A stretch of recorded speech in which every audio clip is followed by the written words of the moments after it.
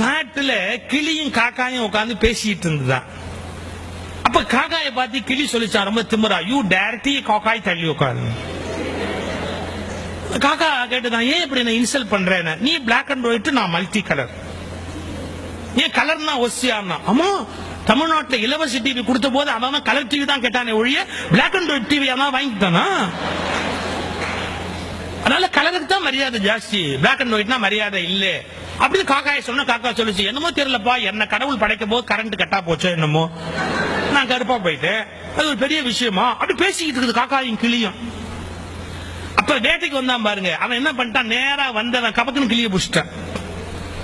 வேட்டைக்கு வந்தவன் கிளி தான் பிடிப்பான், காக்காயை பிடிப்பேன். காக்கா பிடிக்கிறதா ஊர்லயே பிடிக்கலாமே, காட்டுல போய் என்ன பிடிக்க வேண்டியிருக்கேன். ஆக்சுவலா தமிழ்ல காக்கா பிடிக்கிறதுங்கிற வார்த்தை கேட்டிருக்கீங்களே, அது எப்படி வந்ததுன்னு தெரியுமா? காக்கை பிடித்தல், வேற ஒண்ணும் இல்ல. ஒருத்தன் கால் கை பிடித்தாவது வாழ்க்கையில முன்னுக்கு வருது. கால் கை பிடித்தல், காக்கை பிடித்தல், காக்காய் பிடித்தல்னு போச்சு. தமிழ் அது எப்படி ரூட் வந்ததுங்கிறதுக்கு.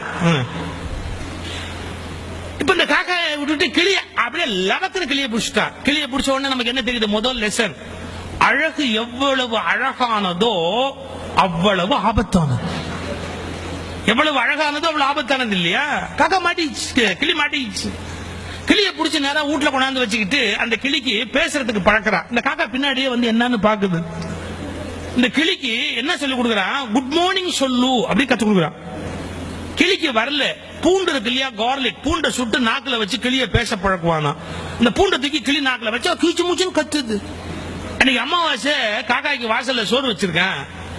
அவன் பொண்டாட்டி கா கான்னு கத்துற உடனே இந்த காக்கா சோத்தை பார்த்து கிளிய பார்த்து, சோத்தை பார்த்து கிளிய பார்த்து ஒரு வார்த்தை சொல்லிச்சு, பாத்தியாரா, அவன் பாஷையில பேசுறதுக்கு உனக்கு சூடு வைக்கிறான், என்ன என் பாஷையில கூப்பிட்டு சோறு வைக்கிறான்.